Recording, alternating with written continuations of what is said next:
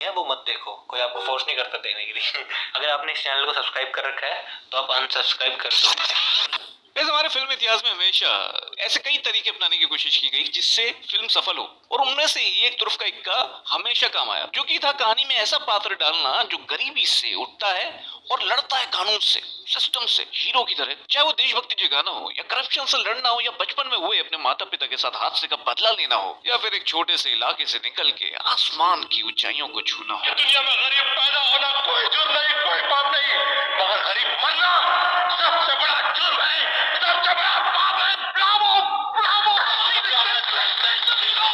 ये फिल्में लोगों को इंस्पायर करती रही हैं, पर बॉलीवुड की तरफ एक आम आदमी को अपनी तरफ आकर्षित करती रही हैं, जहां हीरो एक ऐसे किरदार को देखा जाता था जो कि 3 घंटे के लिए आपकी स्क्रीन पे आता था, पर रियल लाइफ में शायद कुछ और ही होता था। रियल लाइफ में शायद कुछ और ही होता था, रियल लाइफ में शायद कुछ और ही होता था। अब but fast forward social media के जमाने में, डिजिटल जमाने में, जब इनके काले चेहरे सामने आने लगे तो अब जरूरत थी एक रियल हीरो, और रियल चेहरा जो अपनी जिंदगी भी खुल के दिखाता। आज ऐसे ही एक हीरो, एक उभरते हुए सितारे की बात करेंगे जो 21 साल का है, जिसने यूट्यूब इंडस्ट्री में धमाल मचा दिया, जिसने पिछले 1 साल में 4 मिलियन से भी ज्यादा सब्सक्राइबर्स कमाए हैं। He is one of the rising creators on the platform in India.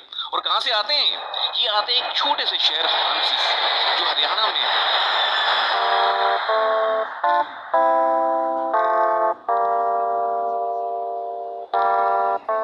चलिए आज इस उभरते हुए सितारे की बात करते हैं, सौरभ जोशी व्लॉग्स, और बात करते हैं कि कैसे सौरभ इतना पॉपुलर हो रहा है, इतनी जल्दी राइज हो रहा है। यूट्यूब उसको क्यों प्रमोट कर रहा है? क्या सीक्रेट है? कहीं यूट्यूब की कोई सेटिंग तो नहीं है जैसा लोग बोल रहे हैं? कितना कमाता है सौरभ? यस, एग्जैक्ट डेटा और फैक्ट्स के साथ बात करूंगा गाइस। क्या क्वालिटीज है सौरभ में जो इतना ग्रो कर रहा है? ये वीडियो अंत तक देखिएगा, बहुत इंस्पायरिंग वीडियो है और आपको सारी सीक्रेट्स पता चल जाएंगे। और गाइस बहुत सारे ऐसे लोग हैं जो ये वीडियोस देख रहे हैं पर उन्होंने सब्सक्राइब नहीं किया। गाइस जब आप डिफॉल्ट सब्सक्राइब करते हैं तो आप शायद ऑल नोटिफिकेशन चेक नहीं करते, और आपको नहीं पता चलता जब भी एक नया वीडियो आता है। तो अगर आप चाहते हैं कि जब भी नया वीडियो आए आपको पता चल जाए, तो आप ये बात ध्यान में रखिएगा, जो ऑल नोटिफिकेशंस हैं वो जरूर चेक करिए, because by default personalize notifications पे चेक रहता है। तो गाइस इस लड़के की कहानी बहुत जबरदस्त है और ये नंबर्स बहुत माइंड बॉगलिंग है जो आपकी स्क्रीन पे है।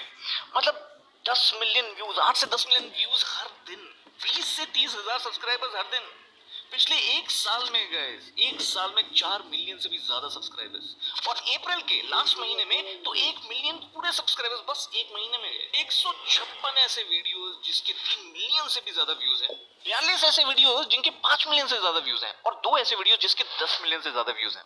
ये लड़का इतिहास रच रहा है। लोग देख रहे हैं कि कैसे ये उभर रहा है, कैसे इतने व्यूज आ रहे हैं, कैसे यूट्यूब प्रमोट कर रहा है, पर उसके पीछे क्या है, क्या सीक्रेट है, क्या ऐसी क्वालिटीज है सौरभ की? उन क्वालिटीज को शायद बस कुछ ही लोग देख पा रहे होंगे। तो मैं उन क्वालिटीज के बारे में अच्छे ढंग से बात करने वाला हूँ इस वीडियो में। आप सोचिए वो लड़का जिनकी ड्राइंग्स करता था आज उनसे ही आगे निकल रहा है, and at the same time he is not worried about competition. बड़े सारे यूट्यूब क्रिएटर्स को देख के आजकल ऐसा लगता है कि वो कंपटीशन में ही लगे हुए हैं इतने बड़े होने के बाद भी, पर इस लड़के में कुछ अलग चीज है, क्योंकि ये कंपटीशन के बारे में कुछ ऐसा बोलता। कैरी मिनाटी अमित भड़ाना से आगे निकल गया तो मतलब अमित भड़ाना को फेल कर दिया, ये क्या बात है? फेल कर दिया? तुम कह रहे हो फेल कर दिया, ये क्या वर्ड यूज कर रहे हैं? कोई कंपटीशन थोड़ी ना होता है।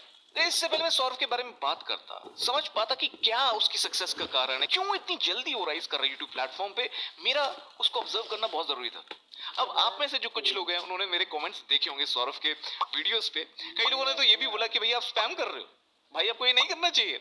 उनको लगा कि मैं बच्चों वाली हरकतें कर रहा हूँ, बट ऐसा नहीं था guys. I was just observing this kid, और जब मैंने उसके ब्लॉग्स देखने शुरू किए गाइस तो मैं नहीं रह पाता था कमेंट करे बिना। कुछ ऐसी बहुत इंटरेस्टिंग चीजें मैंने ऑब्जर्व करी, और मुझे लगा कि ये लड़का इंडिया का सबसे बड़ा ब्लॉगर बनने जा रहा है और बनेगा। और ये प्रेडिक्शन, और ये मैं इतने ज्यादा कॉन्फिडेंस के साथ इसलिए कह सकता हूँ गाइस, नंबर्स और डेटा तो सपोर्ट करता ही है, बट उसके कुछ ऐसे एट्रीब्यूट्स हैं, उसकी ऐसी जो क्वालिटीज हैं जिससे हर कोई सीख सकता है। करीबन 10 क्वालिटीज हैं जिनके बारे में बात करना चाहूंगा, जो कि सौरभ को अलग बनाती हैं कुछ और व्लॉगर्स से।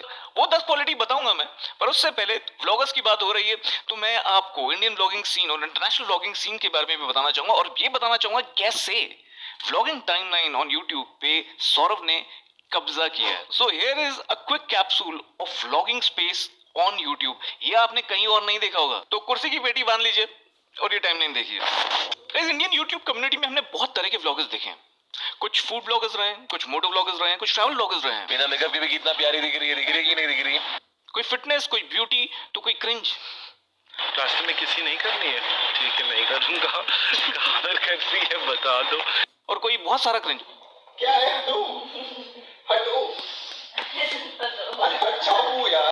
और कोई ढेर ढेर भर भर के क्रिंज। तो भाई ने को बिल्कुल जज मत कर रहा, बट बताना पड़ेगा। मेरी वॉशरूम आया हाथ धोने के लिए और मैंने देखा यहाँ पे मेरी चाबी पड़ी हुई है घर की।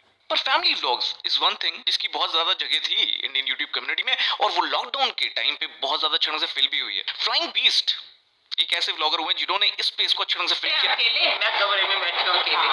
अब क्या हुआ? समझ में नहीं आई कौन सी मसल की बात कर रहे हैं। पर सौरभ जोशी और रिमो राव ये दोनों व्लॉग चैनल्स भी इसी वजह से आगे बढ़ रहे हैं। मजा आ गया। फैमिली में तो इतनी खुशी आप सबने, मतलब मुझे तो चलो कहा ही, मुझे तो चलो आप कहते रहते हो, पर आपने संजय की तारीफ कर दी है। मैं खुद हैरान हूं।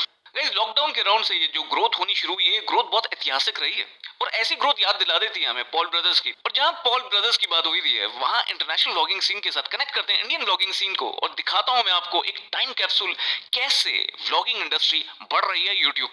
गाइस, व्लॉगिंग का ढंग से जो बर्थ हुआ है, जन्म हुआ है, वो हुआ 2010 में। शेट आर्ट्स ने बर्थ दिया व्लॉगिंग स्पेस को यूट्यूब पे, और वो शेट आर्ट्स का ही चैनल था जिसने पहली बार 1 मिलियन हिट किया व्लॉगिंग स्पेस में यूट्यूब पर। उसके बाद as a leader Daniel Hall ने शेट आर्ट्स को सक्सीड किया, और उसके बाद आई जैक हैरिस। पर जब जेन स्मिथ आई 2013 में, दोनों ने बहुत जल्दी ग्रो किया गाइस। इनफैक्ट जहां जैक हैरिस ने 2013 में 2 मिलियन और 3 मिलियन की सबसे जल्दी, वहीं जेन स्मिथ ने 2014 में कुर्सी छीन ली और वो बन गई vlog space of the world की लीडर। 2014 में उन्होंने 4 मिलियन भी किए, 5 मिलियन भी किए। और गाइस, ये वही साल था 2014 का जब आपके चहेते मुंबई का निखिल ने इंडिया में व्लॉगिंग स्टार्ट करी, वो भी अंग्रेजी में। Hello everyone, how are you doing today? This is Mumbai ka Nikhil, and today I'm going to review this Zeus all-terrain riding jacket. जिसको उन्होंने बाद में मार्केट देखते देखते चेंज किया। और जहां मुंबई का निखिल इंग्लिश में व्लॉग्स कर रहे थे, वहीं जेन स्मिथ वर्ल्ड ओवर कंप्लीट करी थी 6 मिलियन, 7 मिलियन, 8 मिलियन 2015 में। गाइस, 2015 वही साल था जब रोमन एटवुड व्लॉग्स ने राइज किया और लोगन पॉल ने अपना पहला व्लॉग डाला यूट्यूब पे। What is up, people of the internet? My name is Logan Paul, and welcome to my vlog channel. That's right, I'm vlogging now. You get to see more of me. Sick, right? Next year 2016 में Roman Atwood vlogs ने overtake कर लिया जेन Smith को, और वो बन गए पहले ऐसे व्लॉगर जिन्होंने 10 मिलियन सब्सक्राइबर का आंकड़ा पार किया सबसे पहले as a vlog channel on YouTube.